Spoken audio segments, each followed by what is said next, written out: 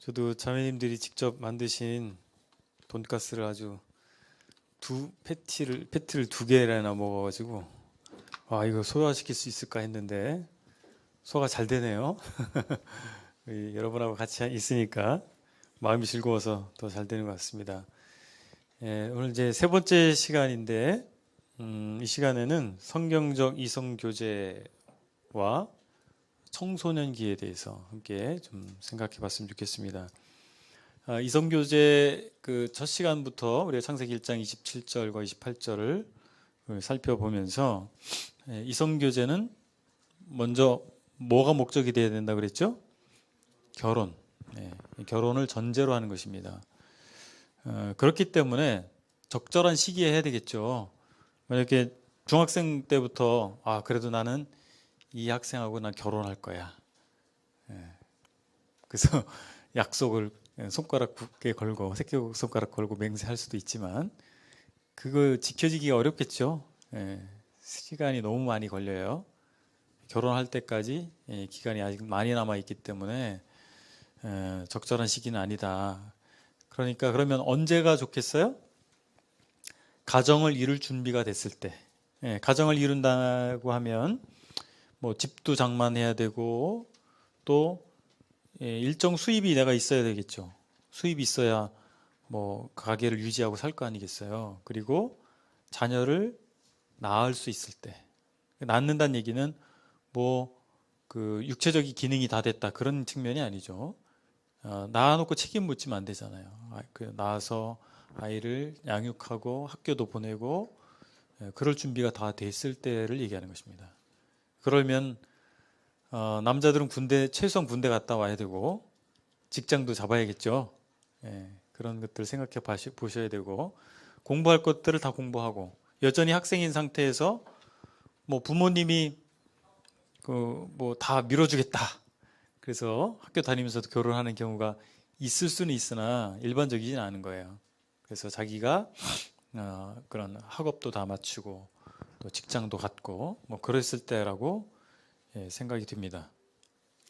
2번째는 경솔하게 근데 때가 됐어요. 때가 됐다 할지라도 경솔하게 해서는 안 된다라고 하는 겁니다. 자, 지금 여러분들은 청소년기이기 때문에 아직 멀었는데 그때 가서 배우지. 물론 그때 가서 배워도 돼요. 그렇지만 미리 좀 이성교제에 대해서 이제 주제로 함께 우리가 말씀을 나누기 때문에 이 기회에 한번 그런 이성교제는 어떻게 해야 될까 이런 부분도 살펴보면 좋겠습니다. 경솔하지 않아야 된다고 하는데 우리 시편을 잠깐 찾아보시죠. 시편 16편.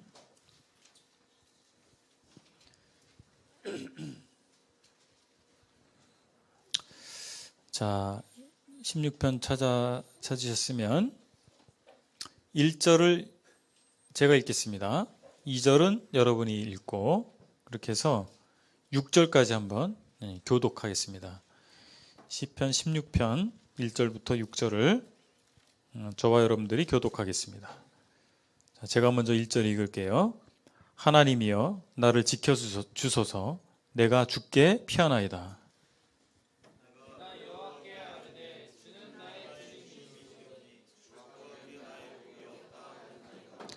땅에 있는 성도들은 존귀한 자들이니 나의 모든 즐거움이 그들에게 있도다.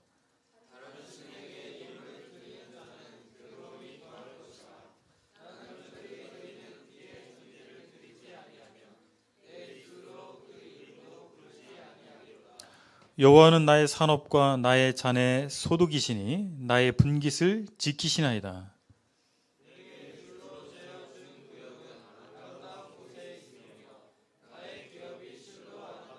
여기까지 6절까지 읽었습니다.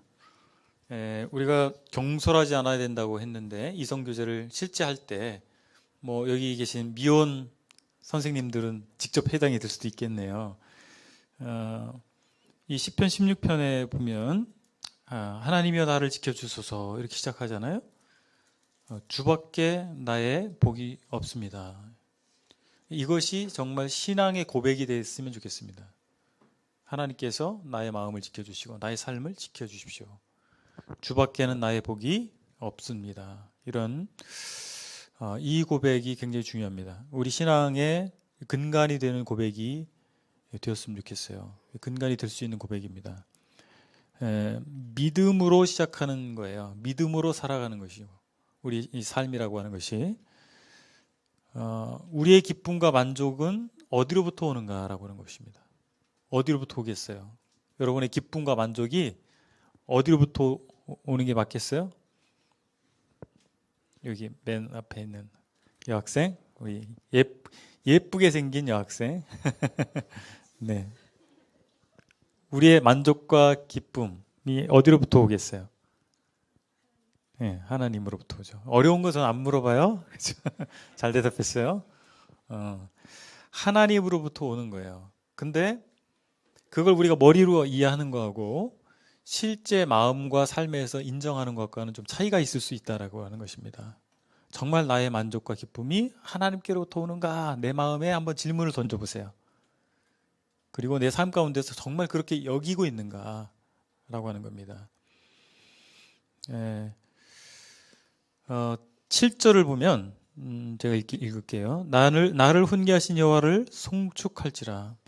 밤마다 내 양심이 나를 교훈하도다.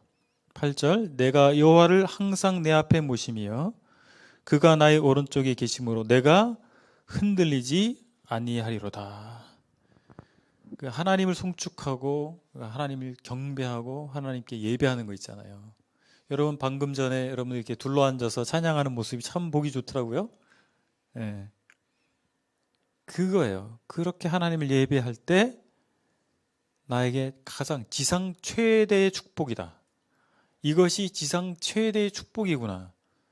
우리 이런 고백이 있으면 좋겠습니다. 주일 우리가 공적 예배 시간에도 이것이 나에게 내가 이 생에 사는 가운데서 하나님께서 나에게 주신 가장 큰 축복이다. 가장 큰 기쁨이다. 만족이다. 우리가 이렇게 고백되는 것이 사실은 정상적인 신앙인이죠. 그렇지 못할 때가 우리가 있어서 문제예요. 바로 이겁니다. 예배를 통해서 하나님께 경배와 찬양을 올리고 이것이 우리의 가장 큰 존재 가치다. 존재 가치가 발현되는 길이다라고 하는 것을 인정하는 것. 이것이 전제가 된다면 우리 이성규제 하는데 왜 갑자기 예배 얘기를 할까 그렇게 생각할 수도 있는데 우리가 하나님께 예배함으로써 그것을 통해서 만족과 기쁨을 얻게 되잖아요. 그러면 다른 사람을 진정으로 사랑할 수 있게 됩니다. 제가 첫 시간부터 사랑 얘기를 했잖아요. 성경적인 사랑. 이게 이 세상 세속적인 사랑하고 다르다고 얘기했지 않습니까? 세속적인 사랑은 뭐예요? 초점이 누구에게 맞춰 있어요? 납니다. 남녀 관계를 이성교제를 하는 이유가 뭐예요? 내가 기쁘니까. 내가 좋아서. 저 사람이 나를 즐겁게 해주기 때문에 이거예요. 초점이 나에게 맞춰져 있어요. 근데 성경에서 말하는 사랑은 그렇지 않죠? 다른 사람에게 초점이 맞춰집니다. 그를 위해서, 그를 기쁘게 하기 위해서예요. 우리 주님이 그렇게 실천을 하셨잖아요, 사랑을.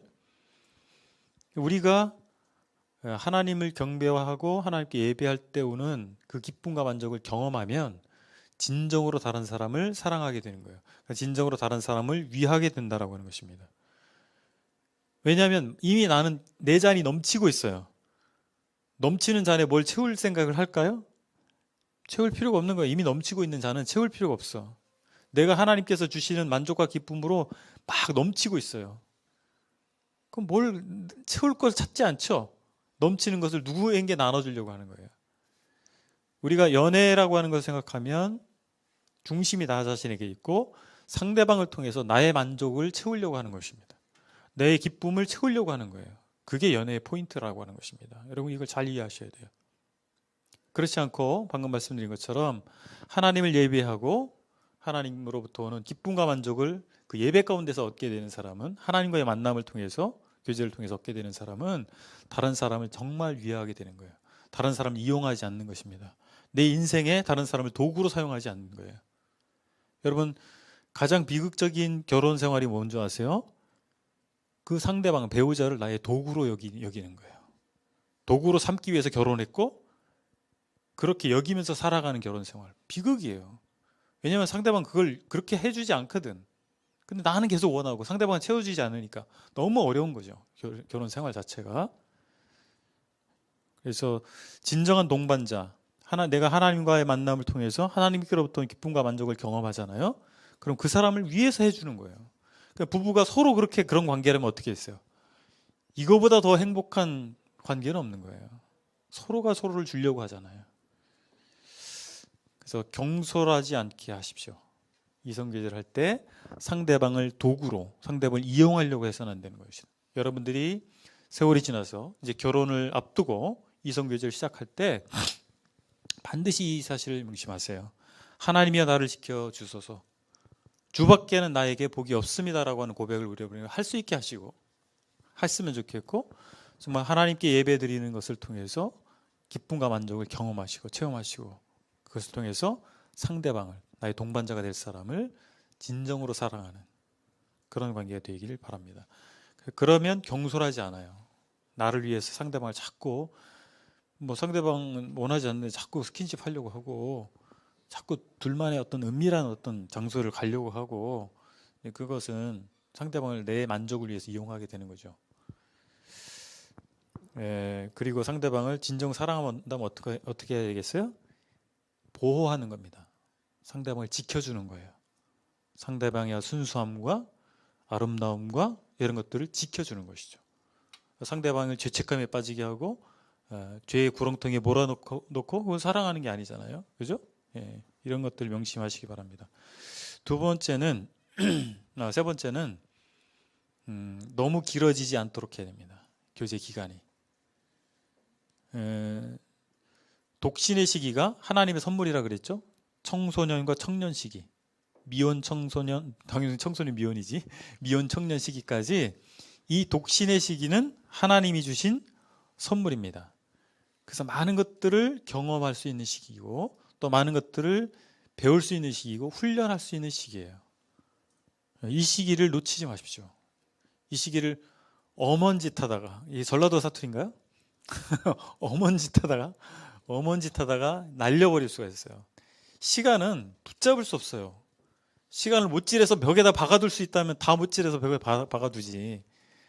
저도 여러분 시기가 있었고 20대가 있었고 그래요. 지금은 먹었지만 근데 젊으면 돌아오지 않더라고. 여러분 시간을 붙잡아둘 수가 없습니다. 그래서 이 밀고 당기는 게 밀당이라 그러죠. 연애를 하면 이게 반드시 거쳐요. 이게 의도한 건 아닌데 이상하게 이게 삐지기도 하고 서먹서먹해지기도 하고, 그럼 그것 때문에 막 밤잠 못 이루고 막 이렇게 되는 거예요. 밀당이라고 그러죠. 이렇게 밀고 당기고 하는 이런 과정 속에서 많은 에너지가 사용이 되는 거예요. 연애 과정에서. 근데 연애하지 말아야 된다, 제가 그걸 얘기하는 게 아닙니다. 교제 기간이 있는 거예요. 근데 길면 어떻게 됐어요? 그런 시간들이, 에너지를 많이 쓰는 시간들이 길어지니까 다른 것들을 할 수가 없어요. 우리 인생이 연애를 위해서 태어났어요? 아니잖아요. 인생의 어떤 과정인 거예요. 우리가 결혼을 하는 과정에서 서로를 알아가고 친밀함을 쌓아가는 과정이 연애인데, 데이트인데, 그것이 너무 길어지면 이게 지쳐버리는 거예요. 그것에 의해서 다른 일들을 하지 못하게 되는 겁니다. 또 하나, 길어졌을 경우에 아직 결혼을 한 상태가 아니죠? 구속력이 없어요, 서로에게. 그러면 어떻게 돼요? 좀 서먹서먹해지다가 아예 돌아설 수가 있는 거예요. 아직 결혼 안 했으니까 헤어질 수 있죠. 그렇죠? 뭐 데이트했으면 반드시 꼭 결혼해야 돼. 그럴 수는 없는 거예요. 마음에 안 들었어. 내가 발견하지 못했던 결격 사유를 발견했어. 그럼 못 하는 거 아니에요. 그렇죠? 길어지면 트러블이 생겼을 때 그것을 담아둘 수 있는 울타리가 없기 때문에 얼마든지 헤어질 수 있는 가능성이 있다 이 말입니다. 결혼을 일단 하면 결혼이라고 하는 구속력이 있는 거예요. 그래서 좀 마음에 안 들고 그래도 내가 하나님 앞에서 일종의 결혼은 서원이거든요. 하나님 앞에서 맹세를 했잖아. 그래서 그걸 지키기 위해서라도 좀 불편하고 속상하고 한 일이 있어도 참고 간단 말이에요. 근데 결혼이라고 하는 울타리가 없어. 아직 연애 기간이에요. 그러면 헤어질 수 있는 거예요. 그랬을 때 우리는 전제는 어떻게 믿는 사람끼리 결혼해야 된다 그랬죠. 그럼 믿는 사람끼리 이성교제를 하는 거예요. 그럼 이렇게 같이 어떤 자매랑 어떤 형제가 교제를 했어요. 그러다가 헤어졌단 말이야.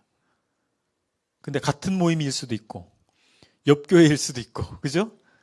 그러면요 이 모임이 손바닥만 해요. 그럼 다 아는 거야. 그럼 이 사람하고 영적인 교제가 가능해질까요? 불가능해지는 거예요. 한번 그런 관계였다가 헤어지잖아요. 차라리 그런 관계 아니었던만 못한 거예요. 그렇게 되는 겁니다. 그래서 더군다나 같은 지역교 안에서 그렇게 서로 사귀었다가 헤어져 봐. 그 주변에 다 알고 있어? 몰라도 문제지만 알면 더 문제지. 그러면 그들이 뭐 아직 미혼이니까 청년부에 나올 수 있잖아요. 야, 참 그 분위기 그거 어떻게 할 거야 이거. 예? 참 어려워지는 거 아니겠어요? 그러니까 그 기간을 절대 길게 하면 안 된다는 거죠. 뭐 몇 개월 이렇게 못 박을 수는 없어요. 다만 결혼이 내가 결혼할 타이밍 있잖아요. 시점이 있잖아요. 그 시점부터 결코 멀리 가서는 안 된다. 멀리 시작해서는 안 된다라고 하는 것입니다. 예, 그리고 이 영적 원리를 따라야 하는데 예, 고린도후서 6장 한번 보시죠. 6장 14절 15절. 여러분들 많이 이런 말씀을 들었을 테지만 이런 부분들은 좀 분명히 짚고 넘어가야 될 것 같아요. 고린도후서 6장 14절 15절. 네, 어느 조가 읽을까요? 먼저 읽어보세요. 찾아서.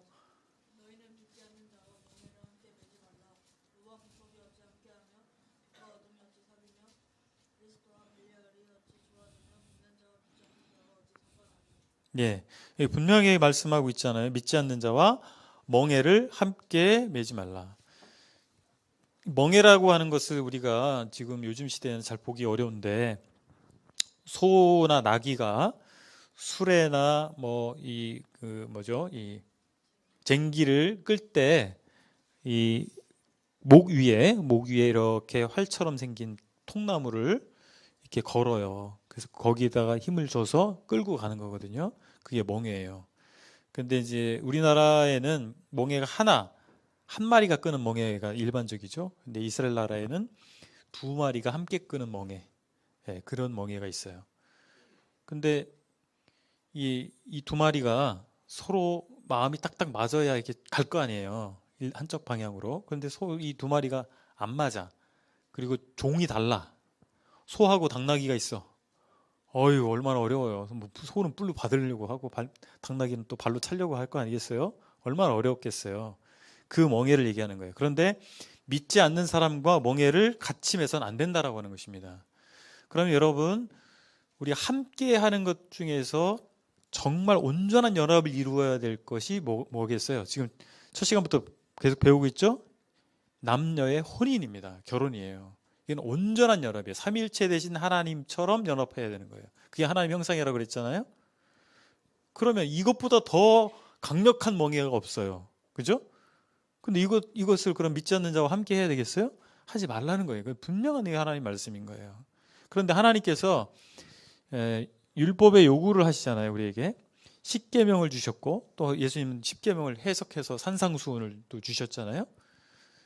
자, 여러분, 의식적인 율법은 이제 우리가 더 지키지 않아도 상관없어요. 할례를 받는다든지 뭐 이런 것들이 있죠. 의식 율법, 제사, 속죄 제사를 드리는 거라든지 의식적 율법은 더 이상 우리에게는 해당 사항이 없어요. 그런데 도덕법 있죠. 도덕법은 여전히 우리에게도 해당 사항이 있습니다. 그런데 하나님께서 우리에게 주신 율법은 왜 주셨냐면 그건 사랑해서 주신 거예요. 예를 들어서 살인하지 말라, 내 이웃의 것을 탐내지 말라. 왜 주셨을까요? 그 법이 없잖아요. 힘센 사람이 이거야.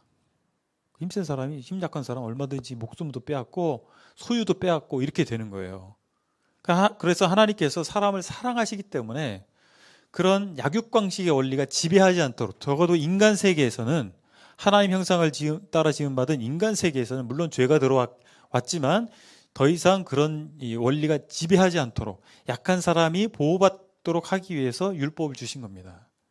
율법 목적이 그거예요. 우리를 사랑해서 주신 거예요. 그러니까 하나님께서 우리에게 주신, 그리스도인에게 주시는 요구사항, 명령도 다 마찬가지입니다. 우리를 사랑하시기 때문에 그래요. 우리를 너무나 잘 아시죠? 믿지 않는 자와 사는 것은 비극이기 때문에 하나님께서 그렇게 하지 말라고 하시는 거예요. 우리의 금지한다고에 대해서 다 우리를 옥죄이는 게 아니란 말이죠. 우리에게 해가 되기 때문에 금하시는 거예요. 우리가 첫 시간에서 공부했지만 온전한 연합을 이루는 게 결혼입니다. 그래서 믿지 않는 자와 함께하는 것은 온전한 연합을 이룰 수가 없는 거예요. 마치 의자가 다리가 4개가 있잖아요. 그렇죠? 4개가 있는데 다리 하나를 자르면 어떻게 될까요? 그 의자에 앉으면 큰일 나죠. 그거예요. 멀쩡해. 나머지는 하나만 없는 거잖아. 그죠? 다리 하나쯤 없어도 되지. 그럴 것 같아요? 그 하나가 없으면 의자 구실을 못하는 거예요. 결혼도 마찬가지입니다. 다 멀쩡해요. 뭐 그러니까 학벌도 좋고 인격도 훌륭해. 다 나를 사랑해. 결혼했어요? 근데 믿지만 않아. 의자 다리 하나가 없는 거예요. 의자 구실 못한다 그랬죠? 멀쩡한 의자 모양을 가지고 있지만 앉는 순간 무너지는 거예요. 결혼이 그런 것입니다. 믿지 않는 게 별거 아닌 게 아니에요. 가장 중요한 것일 수 있다라고 하는 것입니다. 그 하나님께 돌아간 사람, 그런 사람끼리 결혼해야 됩니다. 누구는 하나님께 돌아갔고 한 사람은 돌아가지 않았어. 갈라지는 거예요. 온전히 하나가 될 수가 없습니다. 자, 방법적인 면, 이성교제의 방법적인 면에 있어서는 덕이 돼야 됩니다. 교회에 특히 덕이 돼야 돼요. 그래서 저 같은 경우도 저 연애 결혼했거든요. 중매가 아니고 연애 결혼했는데 제 아내와 교제를 시작했을 때 그 타이밍에 장로 형제님하고 교제를 했어요. 교제할 그 타이밍에. 그래서 저희 장로 형제님하고 저하고 제 아내 그때 당시 이제 교제하고 있었던 셋만의 비밀로 했어요. 셋만의 비밀. 그렇게 교제를 했어요. 그러니까 막 이렇게 교제하고 손잡고 다니고 안 했단 말이에요. 그러니까 그렇게 교제를 했어요. 그러고 이제 상견례, 양가 부모 상견례하고 날 딱 잡고 나서 교회에 공지를 했어요. 그러니까 막 다들 놀래가지고 심지어는 저 장로 형제님의 아내 된 자매님도 몰랐어.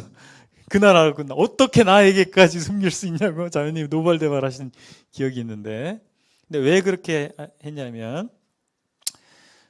우리가 결혼을 전제로 이 교제를 하는 거예요. 시작을. 그럼에도 불구하고 변수가 있을 수 있잖아요. 그죠?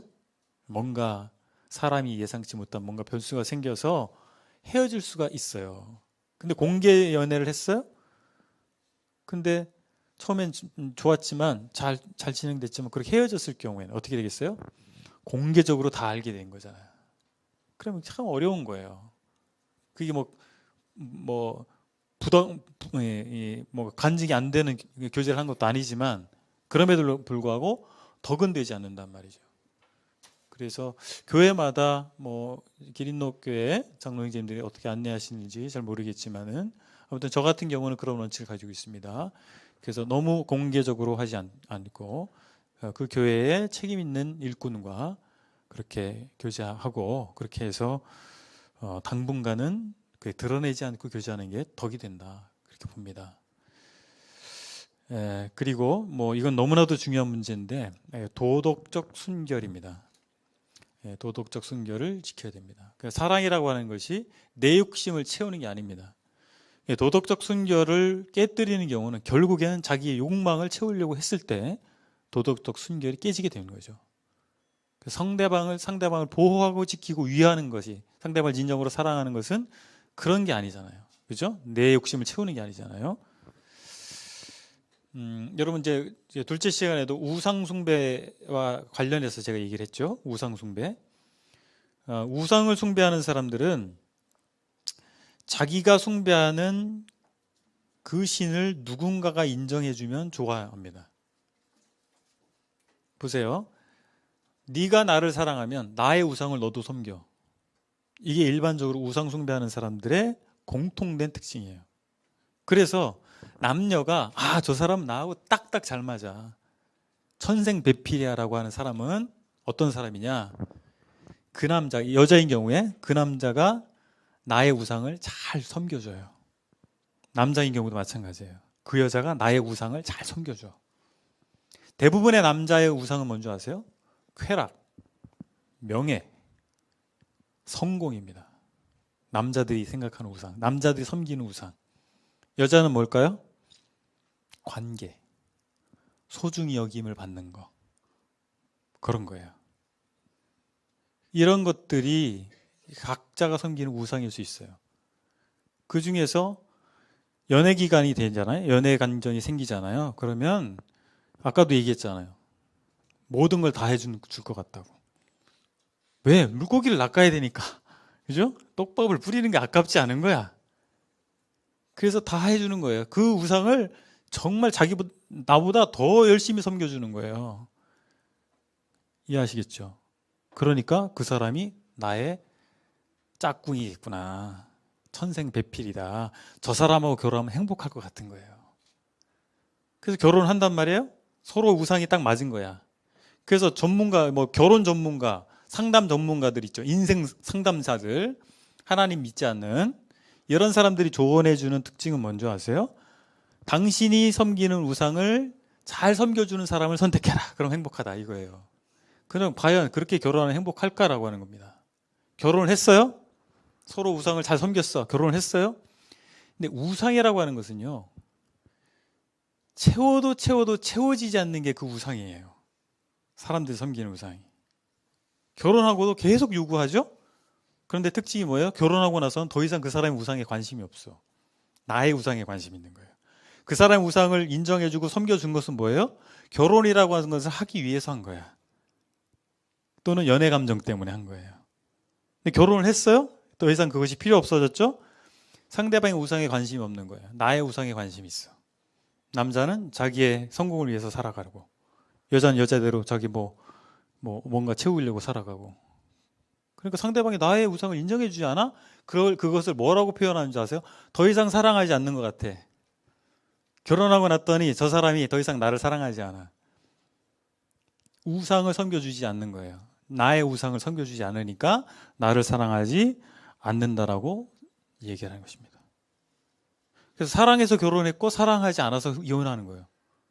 그렇게 말하지만 그 내면 속에는 뭐가 있다고요? 우상이 있는 것입니다. 근데 우리는 뭐예요? 그 우상이 아닌 하나님을 섬기게 됐죠, 여러분들. 그렇죠? 뭐가 다른가를 분명히 아셔야 됩니다. 세속적인 사람들과 믿지 않는 사람들과 우리가 뭐가 다른가? 그것을 명확하게 할 때 나의 정체성이 분명해지는 거예요. 나는 누구인가? 그런 우상을 섬기는 삶에서 이제 하나님 섬기는 사람으로 바뀌었잖아요. 그래서 마음을 새롭게 함으로 변화를 받아서 하나님을 섬기고 하나님 위해서 살아가는 삶을 살아가야죠, 우리가. 그래야 되지 않겠습니까? 아멘? 이럴 때 아멘 하시는 거예요. 일반 교회에서는 아멘을 너무 많이 해가지고 문제인데 우리 아멘을 하셔야 돼. 자, 야고보서 4장을 찾아보겠습니다. 야고보서 4장 1절, 2절. 자, 어느 조가 먼저 읽는지 보겠습니다. 지금 이 가운데 조가 지금 뒷심을 많이 발휘하고 있는 것 같아. 예, 이 조가. 예, 4장 1절, 2절.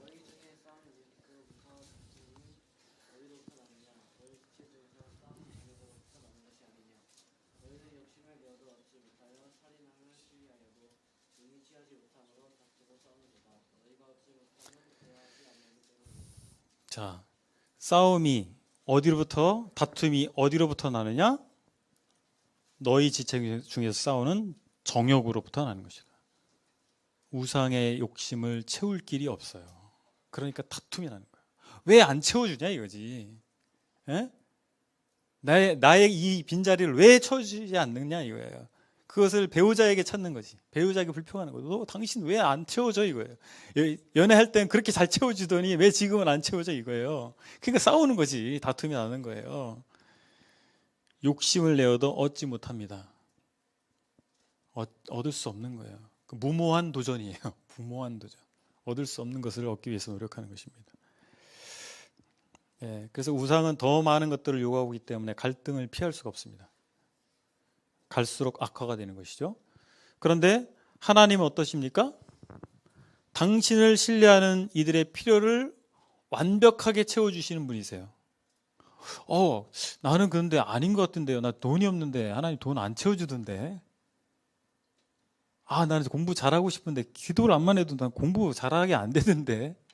나는 좀 몸이 약해서 건강하게 해달라고 기도했는데 하나님 건강하게 안 해주시던데. 뭐예요 그러면? 하나님 뭘 채워주시는 거예요? 뭘 채워줬지? 뭘 질문하는 걸까? 민혁이 얘기해 보세요. 응? 똑똑한데 기린노 학생들이 몇 학년이지? 2학년, 중학교 2학년. 와, 중2병도 안 걸리고 똑똑해. 뭐 성인들도 대답하기 어려운 질문을. 그래, 우리 욕심을 채우시는 분이 아니에요. 하나님께서. 우리가 기도해도 얻지 못하면 뭐예요? 욕심으로 구하는 거야. 하나님은 전지하시죠? 전지하시죠? 전지하다는 게 뭐예요? 모든 걸 아시는 거예요. 나에게 무엇이 가장 필요한지 아시죠? 그렇죠? 그럼 그것을 나에게 채우시겠죠? 그겁니다. 우리가 인생에서 가장 추구해야 될 목표. 여러분 청소년식이잖아요? 여러분 인생을 딱 놓고 생각해 보세요. 나는 정말 어떻게 to be라고 해요. to be. I want to be. 뭐 어떤 존재가 되길 원하느냐. 어떻게 되어지길 바라느냐. 그걸 한번 잘 고민해 보셔야 돼요. 인류대학 나와서 남들이 부러워하는 직장 얻는 거 그거예요? 여러분 그거라고 생각하십니까? 그게 투비예요? 뭐 노벨상 타는 거? 뭐 그게 투비예요? 부자 되는 거? 인생을 내 맘대로 살 수 있는 거? 그게 투비예요? 아니잖아요. 무엇이 정말 투비가 되어야 될까요? 하나님 위해서 사는 거예요. 여러분 바울 하면 어떤 생각이 드세요? 인생 망한 사람이야. 이런 생각이 드세요? 결코 바울처럼 되면 안 돼. 저런 인생은 살면 안 돼. 이런 생각이 드세요? 아니면 그 사람처럼 살면 얼마나 좋을까? 이런 생각이 드세요? 후자죠. 그 사람처럼 되면 얼마나 좋을까? 다 모든 예수님을 믿는 성경을 믿는 사람들은 다 그 고백을 할 거야. 그죠? 근데 바울의 인생을 세상적인 기준으로 한번 보고 생각해 보세요. 이 사람 속된 말로 잘 나가던 사람이었어. 예? 그 청년의 시기에 그 정치적인 파워를 이미 얻은 사람이에요. 요즘 말로 하면 뭐 국회의원 바로 B급 정도 되겠지. 그 정도 파워를 얻었고 이 사람은 학문에 능했지. 자기 아버지는 부자지. 로마 시민권자지. 그런 사람이었는데 폭삭 망한 거 아니에요? 감옥에 몇 번을 갇혔고 매를 얼마나 많이 거의 죽을 뻔한 적이 한두 번이 아니죠. 가난하게 됐죠. 결국엔 어떻게 됐어요? 참수형 목배임을 당해서 죽었지. 뭐가 흠모할 만한 것이 있어요, 그 인생이. 근데 왜 그렇게 되고 싶어 해요? 근데 여러분의 삶 가운데 정말 추구하는 것은 무엇입니까? 머리는 그게 훌륭한 삶이야라고 하지만 여러분의 실제 선택은 어떤 걸 선택하고 있어요? 지금 당장 나에게 기쁜 거. 내가 만족할 만한 거. 뭔가 이율배반적인 거예요. 뭔가 안 맞는 거야. 앞뒤가 맞지 않는 거예요. 그걸 모순이라 그러죠. 모순.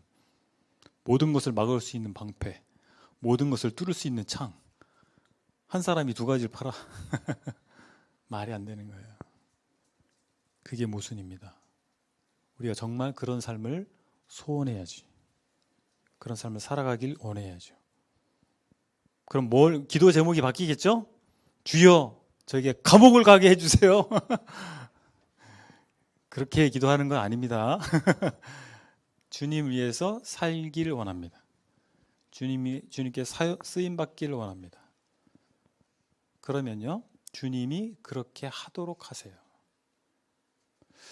저를 비롯해서 제 많은 선배님들 그런 소원을 가지고 계셨고 그런 삶을 살도록 하나님 하셨어요. 저도 못 모르던 사람이었거든요. 하나님도 모르고 예수님도 모르고 교회 생활도 안 했던 사람이 불교 집안에 태어나서 그렇게 살았어요. 근데 특별한 은혜를 하나님 허락하시고 하나님 믿게 하셨어요. 그리고 나서 제가 청년기에 가졌던 소원이 있습니다. 딱 한 가지 소원.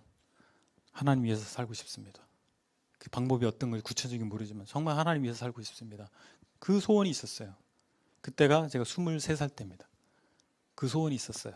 근데 항상 그 마음이 있었어요. 근데 지금 제가 장로 일을 하고 있습니다.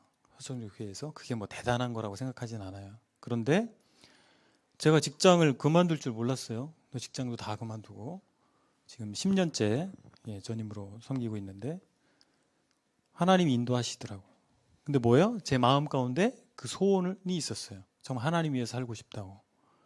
근데 나는 그 앞으로 어떤 일이 벌어질지 세세한 길을 알지 못해요. 근데 한 가지 소원, 나 하나님 위해서 살고 싶습니다. 하나님께 쓰임 받고 싶습니다. 여러분 그걸 소원하시기 바랍니다. 그 이성교제하고 무슨 관련이 있느냐? 이성교제의 특징이 뭐라고요? 나의 만족이에요. 나에게 초점이 맞춰져 있는 거예요. 내가 기쁘고 나를 만족시키고 그렇게 시도하는 것 중에 하나인 거예요. 하나님께서 우리 필요를 완벽하게 채우십니다. 그렇습니까? 예. 많은 믿음의 선배들을 만나서 물어보세요. 정말 하나님께서 우리의 필요를 채우신다. 어떤 필요예요? 난 정말 하나님 위해서 살고 싶습니다. 그렇게 살 수 있는 필요를 채우신다는 것이죠.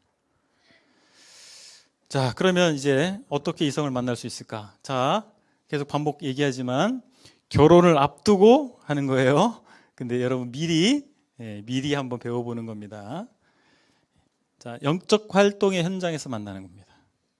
왜요? 여러분 방금 말씀드린 것처럼 하나님 위해서 살아야 될 거 아니에요. 그렇죠? 그럼 막 세상을 위해서 사는 사람 만나서 결혼해야 되겠어? 하나님 위해서 사는 사람을 만나서 결혼해야 하나님 그 위해서 살 거 아니에요. 그죠? 부부가 연합하여 합력해서 가는 거라 그랬죠. 둘째 시간에. 그럼 영적 활동을 열심히 하는 사람 만나야지. 그럼 어디 가서 만나? 영적 활동을 열심히 하는 곳에 가야 만나지. 또는 중매. 요즘에 중매가 참 어려워요. 아, 중매 어렵다 이 생각이 듭니다. 저희 때만 해도, 제가 청년 때만 해도 장로 형제님들이 가서 만나봐. 그럼 주님 뜻으로 가서 만났고 웬만하면 결혼했어요. 우리 땐 그랬는데 모르겠어요. 요즘에는 다들 뭐 이렇게 따지는 게 많아서 모르겠어. 근데 영적 활동의 현장에서 만나는 것이 좋다 생각이 듭니다. 그렇다면 영적 활동의 현장에서 어떻게 하느냐? 가자마자 추파를 던져? 무슨 캠프 섬기러 가고 자꾸 추파 던지고 그러라는 거예요? 오해하지 마세요. 그게 아니에요. 우정의 단계가 반드시 필요하다 그랬죠? 우정의 단계. 우정의 단계를 건너뛰면 어떻게 된다고요? 콩깍지가 껴가지고 오해한다 그랬죠? 가면을 쓴 거예요. 서로가 가면을 쓰고 엉뚱한 그 사람인 줄 알았더니 가면 벗고 보니까 딴 사람이야. 그죠? 연애 감정이 딱 생기는 순간 그렇게 된다 그랬죠? 그래서 우정의 단계가 필요한 거예요. 우정의 단계는 뭐예요? 요즘에 그런 말이 있죠. 남사친, 여사친. 그죠? 그냥 사람 친구야. 여자고 남자고가 아니라 그냥 동료인 거죠. 동료. 그 관계, 그 단계를 건너뛰면 안 돼요. 그러니까 저 영적 활동의 현장이라는 얘기는 동역자의 관계라고 하는 겁니다. 동역자의 관계. 그런 관계에 있다가 그러면 어떻습니까? 객관적으로 아는 거예요. 아, 저 형제가 어떻고 저 자매가 어떻고 객관적으로 아는 것이죠. 그죠? 이성적인 어떤 그런 관계가 아니라. 자, 이성교제의 실제적인 4가지 단계를 제가 말씀드리겠습니다. 첫 번째 단계는 관계에 따르는 책임을 생각하는 단계입니다. 자, 내가 관심이 있는 사람이에요. 자, 이게 전제 다시 한번 말씀드릴게요. 이성교제는 긴 기간 하는 게 아니다. 결혼을 전제로 하는 것이다. 그런 결혼에 임박해서 하는 겁니다. 반드시 전제합니다. 근데 관계에 따르는 책임을 생각하는데 일단 내가 관심을 갖고 있는 사람과의 관계를 생각해야 돼요. 그럼 내가 형제고 자매예요. 그럼 그 자매와 나와의 관계를 1차 생각해야 돼. 두 번째, 나와 나의 가족들을 포함한 주위의 사람들, 내 가족들을 포함한 주위 사람들, 그들과의 관계를 생각해야 돼요. 두 번째. 세 번째, 나와 하나님과의 관계를 생각하세요. 이 3가지 관계를 다 생각해 보셔야 돼요. 첫 번째 단계에서. 그리고 그 책임을 생각해 봐야 돼요. 그 관계에서 나는 어떤 책임을 다할까 생각해 보셔야 되고, 두 번째 단계는 깊은 우정을 구하는 단계입니다.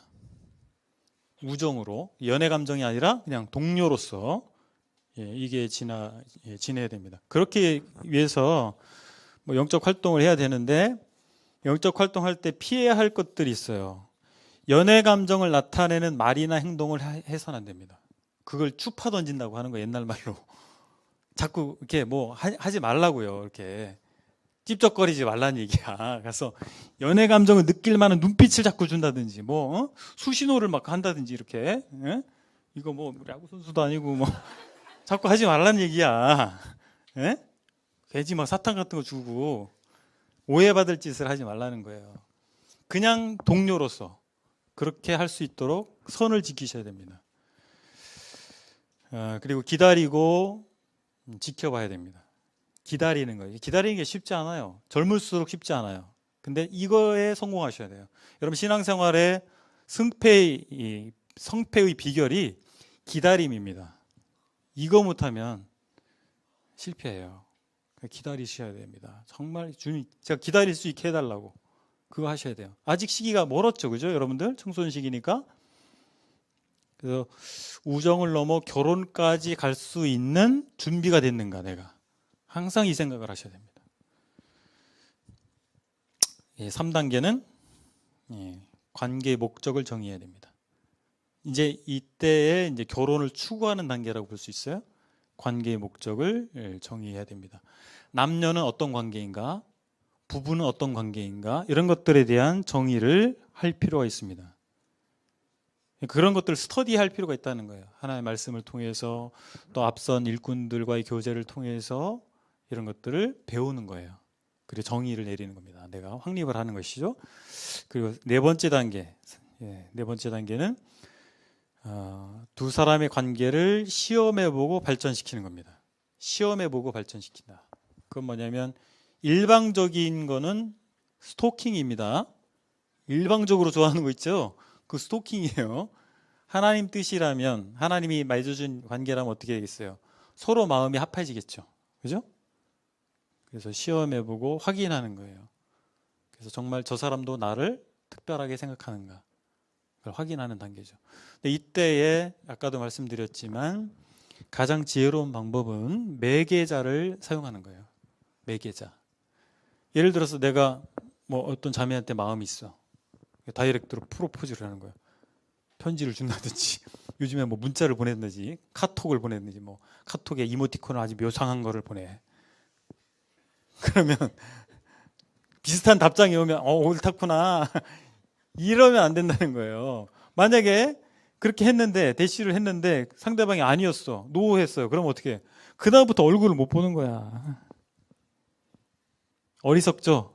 그러면 안 돼요. 그러지 말고 어떻게 해야 되겠어요? 장로 형제님. 그때 장로 형제님들 사용하는 거예요. 사용한다는 말이 좀 그런데 장로 형제님들 그때 활용하십시오. 활용도 그러네. 장로 형제님 찾아가는 거예요. 그래서 A라는 자매 제가 마음에 들어왔습니다. 마음에 어떤 표현이든 그럼 이 형제님께서 어떻게 하시겠어요? 딱 보니까 A라는 자매가 그래도 잘 맞을 것 같기도 하고 그래서 A라는 자매에게 B라는 형제에 대해서 이 형제가 너 좋아해 이렇게 안 하시겠죠? B라는 형제를 놓고 한번 기도해봐라. 그죠? 그런데 기도해봤는데 A라는 자매가 전 B라는 형제가 참 좋은 것 같아요. 괜찮은 것 같아요. 뭐 이렇게 반응을 보인다면 어떻게 했어요? 그래 이렇게 해서 자리를 마련한다든지 이렇게 해서 교제를 이렇게 덕스럽게 하도록 안내해 주시겠죠. 만약에 그 자매가 아닙니다 하면 어떻게 돼요? 그러냐? 그러고 말겠죠. 그리고서 형제한테 야 형제야 아직 그 자매가 마음이 없나 봐. 기도가 더 필요한 것 같아. 한 번 기다려라 라든지. 그러면 뭐예요? 둘 사이에는 아무 일도 없었던 거예요. 그죠? 그 평상시 형제 자매처럼 문제 없이 만날 수 있는 거예요. 물론 속은 타겠지만 그죠? 문제가 되지 않아요. 교회 안에서. 이런 부분들을 잘 생각해. 지금 뭐 여러분이 청소년 단계이기 때문에 오히려 교사들한테 이 내용은 적용이 되겠습니다만 여러분들이 청년기가 올 것이고 결혼할 것이기 때문에 어차피 이번 캠프의 주제가 이성교제이기 때문에 차제의 말씀을 드렸습니다. 자, 오늘 정리하는 말씀을 드리겠습니다. 여러분의 시기는 어떤 시기예요? 청소년 시기고 준비의 시기입니다. 요한복음 9장 4절을 제가 읽겠습니다. 때가 아직 낮음에 나를 보내신 이의 일을 우리가 하여야 하리라. 밤이 오리니 그때에는 아무도 일할 수 없느니라. 지금 낮이에요? 근데 항상 낮인가? 밤이 온단 말이에요. 요즘에는 밤에도 밤이면 뭐 불 켜고 하면 되지? 옛날에 보릿고기에 있었다고 하니까 라면 끓여 먹지? 이건 똑같은 얘기예요. 예. 옛날엔 불이 없었어요. 호롱불 켜고 살던 시대에 무슨 밤 되면 일을 못 하는 거예요. 이 말씀을 왜 하셨어요? 인생엔 다 때가 있다는 거예요. 젊음이 영원하지 않습니다. 청소년기 영원하지 않아요. 청소년기, 난 청소년기 나는 불행해. 그럼 불행한 청소년기를 보내는 거야. 누구나 청소년기 다 거치는 것이고, 천년기 다 거치는 것이고, 중년기 다 거치는 거예요. 그냥 건너뛴 사람 아무도 없어요. 다 거치는 거예요. 근데 그 시기를 어떻게 선용하느냐, 이것은 여러분의 책임이에요. 하나님이 모든 사람에게 공평하게 주신 거예요. 인생이라고 하는 시간을. 여러분들이 이 청소년 시기를 어떻게 보낼 거냐. 모든 가능성을 가지고 있는 시기입니다. 뭐든지 될 수 있는 시기예요. 청소년기. 여러분 지금 모르죠? 지나고 보면 금방 알게 돼요. 그때는 모든 가능성이 있었구나. 뭐라도 내가 할 수 있었던 거구나. 왜냐하면 준비 시간이니까, 준비 기간이니까. 잘 준비하시는 거예요. 잘 준비하셔서 정말 아까 말씀드린 것처럼 하나님께 쓰임받는 사람이 되기를 소원하는 마음으로 준비하세요. 영어 공부도 열심히 하시고 수학 공부도 열심히 하시고, 그죠? 준비하는 시기입니다. 그래서 허비해서는 안 돼요. 100년 후를 생각해 보세요. 지금으로 100년 후에 이 자리에 살아남아 있을 사람 몇 명 될까요? 일단 저부터 없을 거예요. 100년 후가 되면 여러분 중에는 얼마나 살아남아 있을까? 잘 생각해 보세요. 100년 금방 가는 거예요. 금방 갑니다. 그걸 생각하셔야 돼. 그래서 하루하루를 소중하게 생각하시기 바랍니다. 여러분 청소년 시기를 소중하게 생각하셔야 돼요. 3분의 1이 인생의 3분의 1이요. 잠자면서 지나간대요. 인생의 3분의 1이. 그럼 100년 살아도요. 얼마 안 남어. 3분의 1 떡 잘라내고. 그죠? 얼마 안 남습니다. 정말 하나님 위해서 살아셔야 되잖아요. 젊음이 또 소중합니다. 예레미야 2장 2절. 전도서를 읽겠습니다. 전도서 12장 찾아볼까요? 전도서 12장 1절. 우리 한번 같이 한 목소리로 읽겠습니다. 전도서 12장 1절.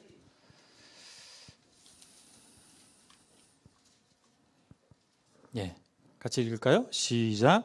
너는 청년의 때 곧 곤고한 날이 이르기 전 아무 낙이 없다고 할 해가 가깝기 전에 너의 창조자를 기억하라. 12장 1절이 아니네요.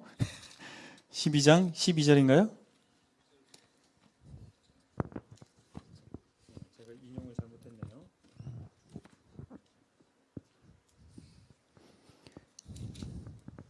네, 12장 1절 맞네요. 다시 한번 읽겠습니다. 시작. 너는 청년의 때에 너의 창조주를 기억하라. 곧 곤고한 날이 이르기 전에 나는 아무 낙이 없다고 할 해들이 가깝기 전에. 자, 언제 창조주를 기억하라고요? 청년의 때. 이 솔로몬이 인생을 다 살고 보니까 이것저것 다 해봤는데 다 헛되다. 의미가 없더라. 근데 자기 인생을 돌이킬 수 없잖아요. 그죠? 그래서 얘기하는 거예요. 아직 청년인 사람들이요. 여러분, 지금 여러분 때, 청년의 때에 창조주 되신 하나님을 기억하십시오. 하나님 생각하십시오. 그래서 헛된 인생을 살지 말고 정말 가치 있는 인생을 살라고 권하고 있는 것입니다. 이 솔로몬이 인생을 살고 나서 고백한 이 내용을 우리가 반복하지 않게 되기를 바랍니다. 솔로몬처럼 살 수 있는 사람은 흔하지 않아요. 그래서 그런 것들을 잘 생각해 보시고, 여러분 이성교제에 대해서 이제 3시간 제가 말씀을 함께 교제를 했는데, 자 이제 정리 한번, 시간이 조금 갔는데 정리 한번 하겠습니다. 성은 제가 SEX, 성은 하나님께로부터 온 거예요. 그죠? 그리고 그것은 보물이기 때문에 아무데나 막 휘둘리지 않는다 그랬죠. 다이아몬드 반지로다가 유리 자르는 데 쓰지 않는다 그랬지. 제한된 거예요. 보물은 귀하게 다루는 거예요. 그래서 결혼이라고 하는, 혼인이라고 하는 그 안에서만 가치 있게 사용하는 것이다. 그리고 하나님께서 하나님 형상을 따라서 남자와 여자로 창조하신 것은 하나님께서 삼위일체 하나님, 온전한 연합을 이루신 그 하나님 형상을 따라서 우리 사람도 남과 여가 결혼이라고 하는 울타리 안에서 온전한 하나가 되는 연합을 이루도록 섭리하셨다라고 하는 겁니다. 그래서 남녀의 관계는 이성의 관계, 이성교제의 관계는 반드시 결혼이 전제가 되어야 된다라고 하는 겁니다. 그렇다면 결혼은 언제 할 수 있느냐? 결혼할 수 있는 준비가 돼야 된다는 것이고, 그때 결혼을 해야 된다. 그때까지는 기다려야 된다. 그리고 할 때, 실제 그때가 돼서 결혼할 때는 정말 덕이 되도록, 교회 안에서 덕이 되도록 해야 된다. 그 원칙을 말씀을 드렸습니다. 그리고 여러분의 시기에는 뭐가 더 중요하냐? 난 하나님 위해서 살고 싶습니다. 그렇게 기도하시고 그러기 위해서 여러분 준비하는 기간입니다. 거기에 초점을 맞추셔서 여러 가지 면에서 준비하시기 바랍니다. 우리의 마음이 준비돼야 되고, 그리고 우리 인생 가운데 여러분 시기에 충분히 할 수 있는 것 중에 하나는 예배입니다. 하나님께 예배드림을 통해서 만족과 기쁨을 체험하셔서 그 만족 기쁨이 다른 사람들에게 흘러가도록 내 잔이 넘치나이다. 그래서 다른 사람들을 도울 수 있는 여러분들이 되시기를 바랍니다. 기도하시겠습니다. 네.